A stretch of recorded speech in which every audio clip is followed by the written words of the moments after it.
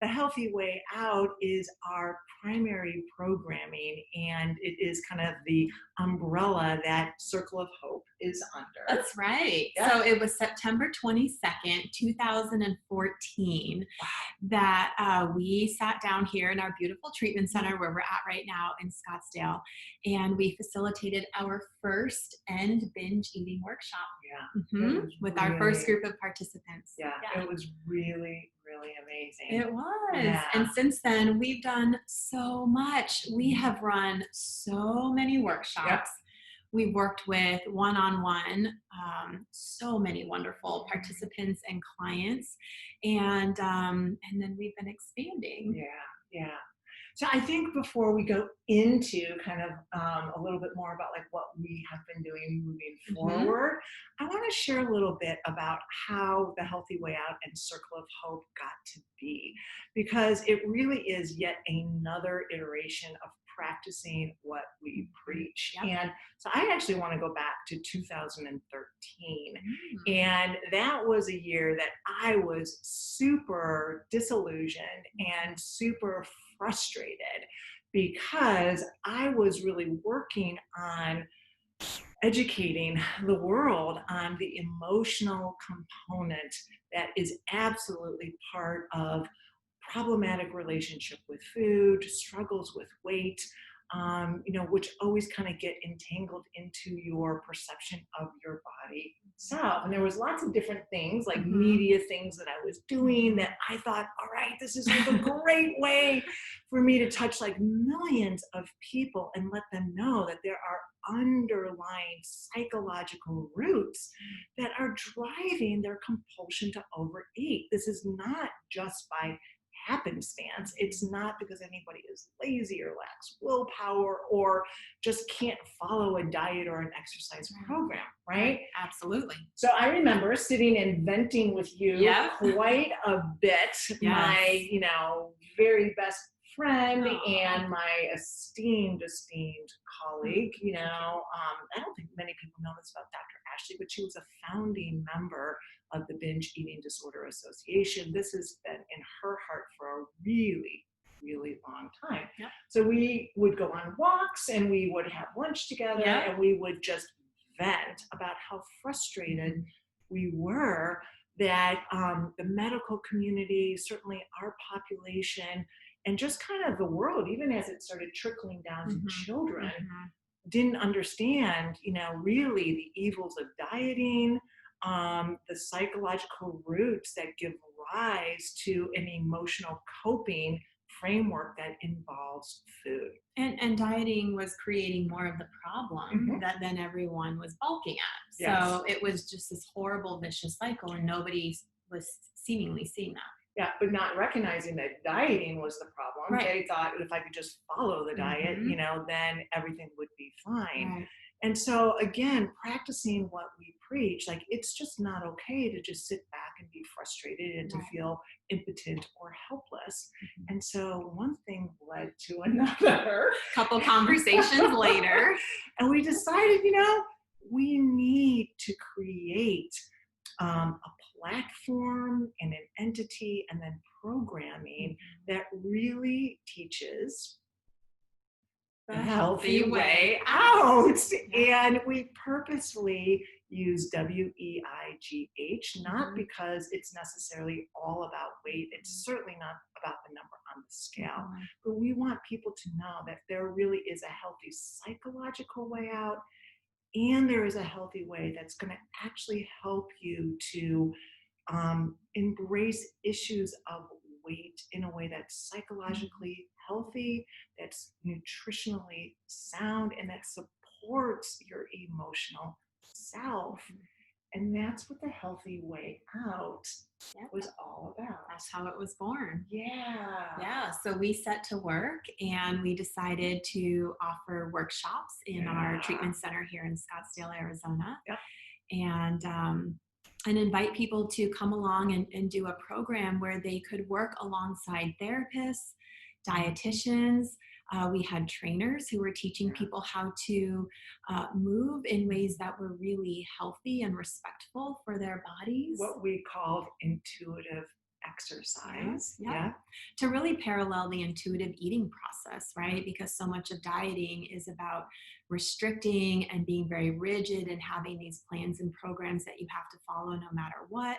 And our intuitive eating and intuitive movement principles were really giving people permission to come back to themselves and start to identify, what would feel good to them in their body, and to then really go into those deeper psychological pieces and understand the non-food issues that were really driving their relationship with food. And it was just this incredible complete package. Yeah. Yeah.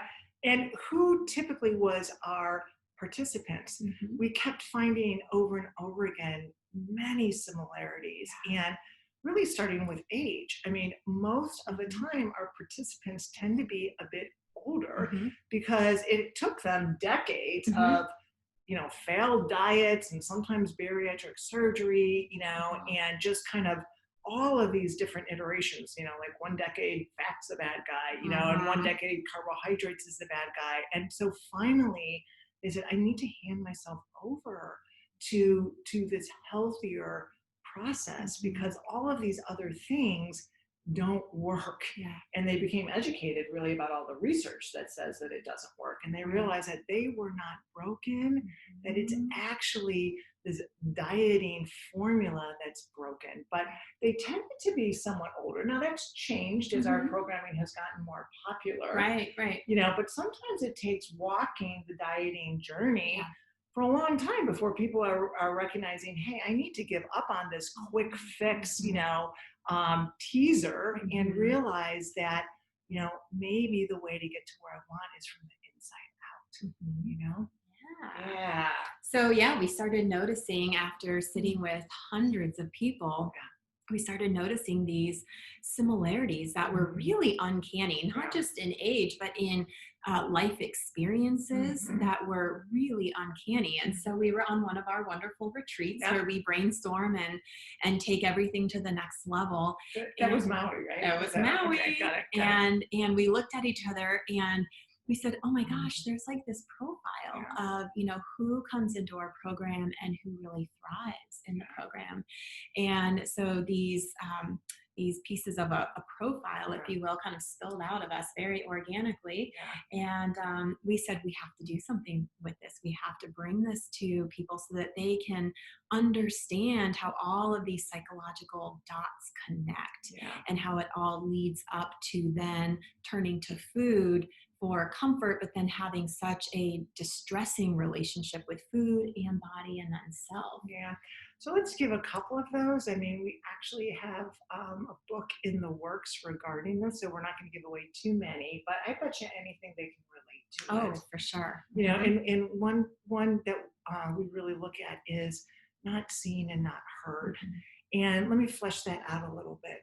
So many of our participants were in family of origin situations where, for several different reasons, sometimes parents that were narcissistic, sometimes too many kids in the family, sometimes circumstances like a parent that was struggling, let's say, with depression or extreme poverty, where there wasn't enough time or emotional insight or energy to be attuned to the needs of the individual as a child.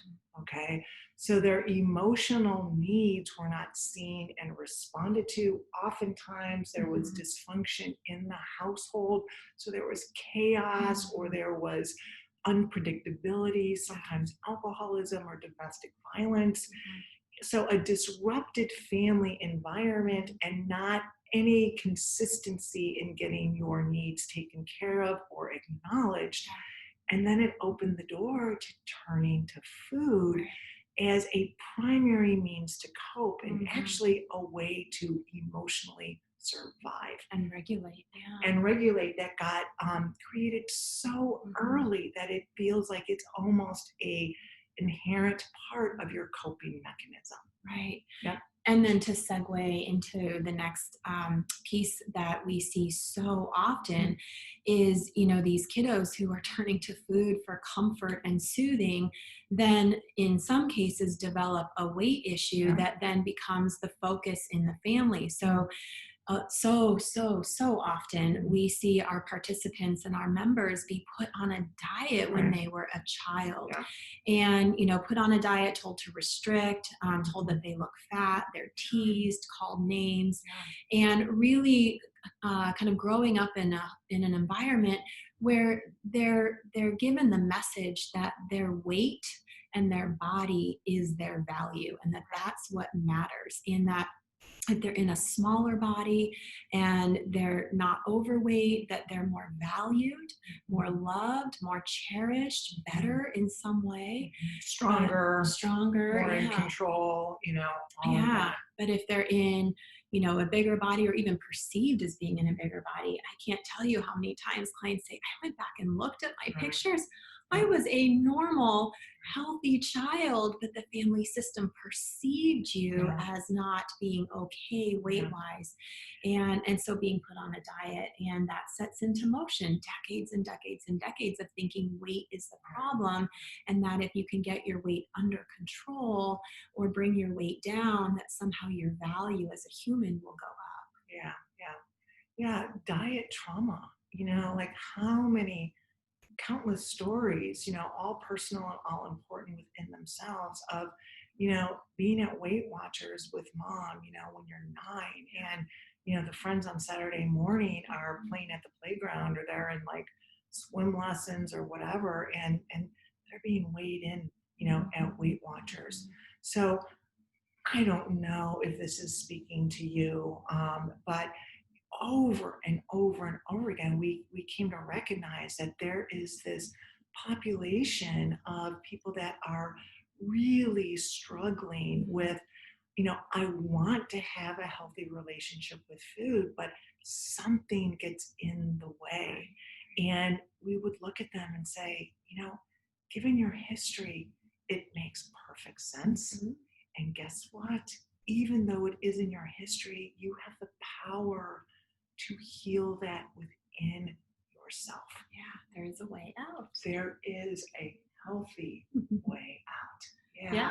So then if I can fast forward just a little bit, because then you connected up with a wonderful colleague out of Australia, right? Yes. Wonderful psychologist. We call him our professional soulmate, and that would be none other than Glenn McIntosh with this incredible Australian accent. And he is just so beloved in Australia.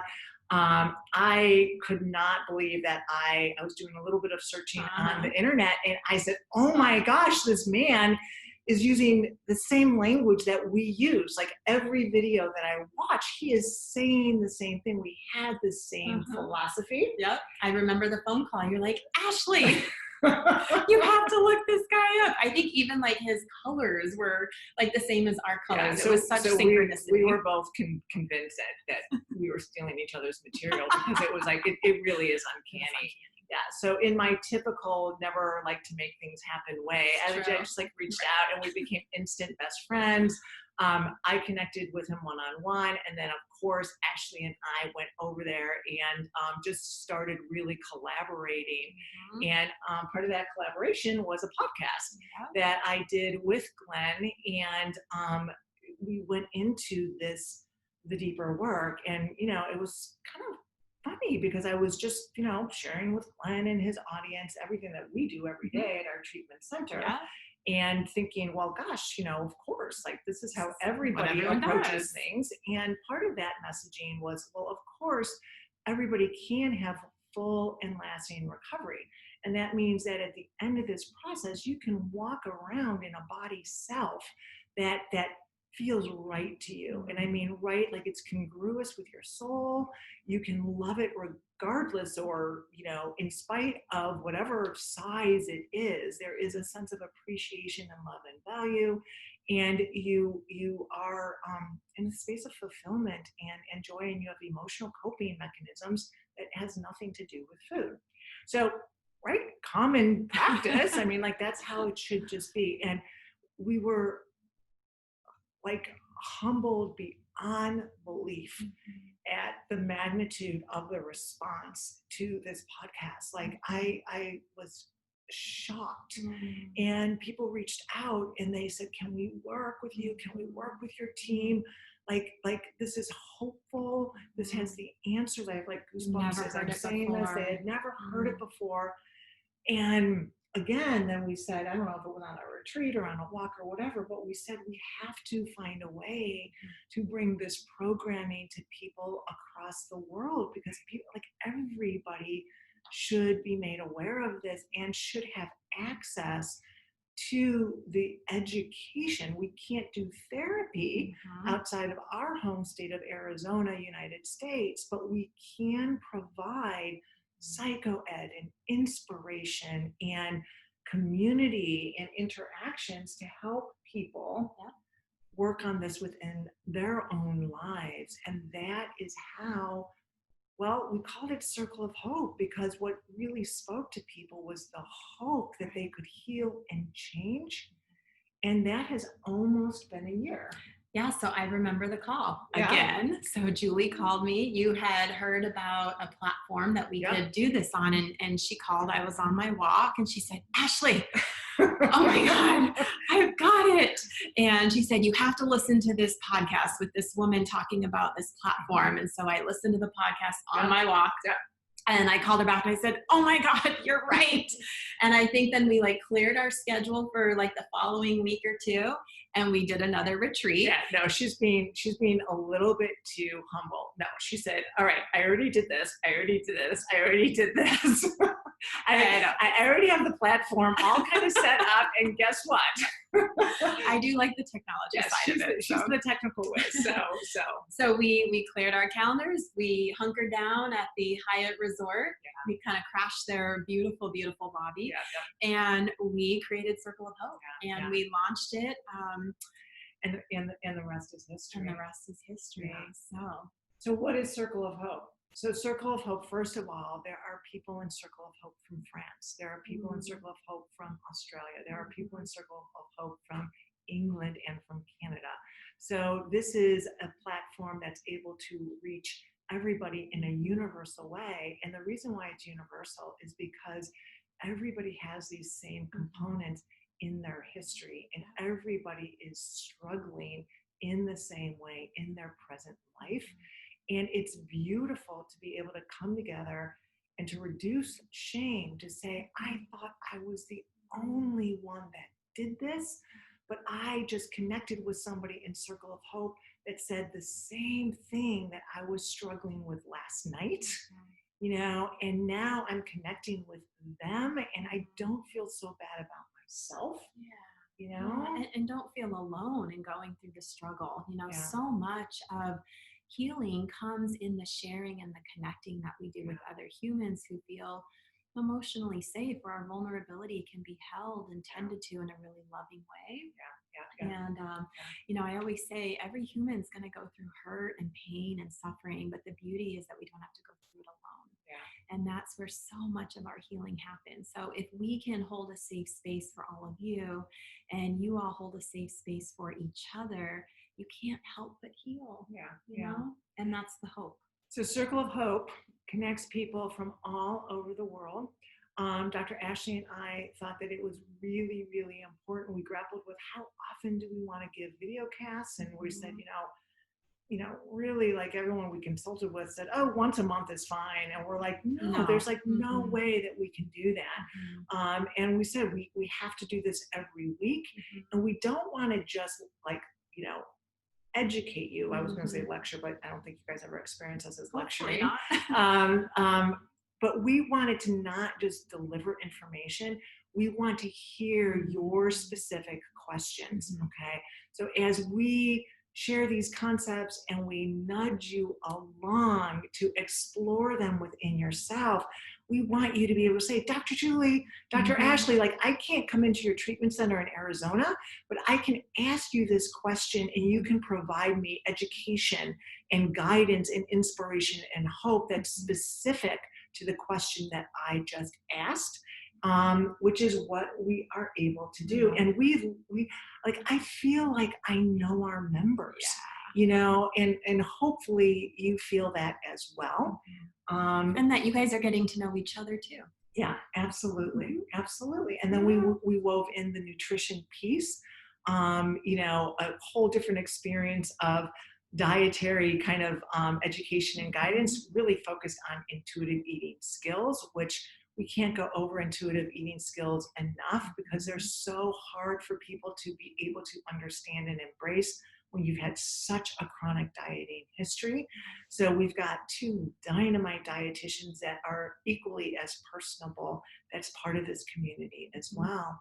So we're almost a year I old. know, next month. Can you guys believe Yeah, it? Yeah. yeah.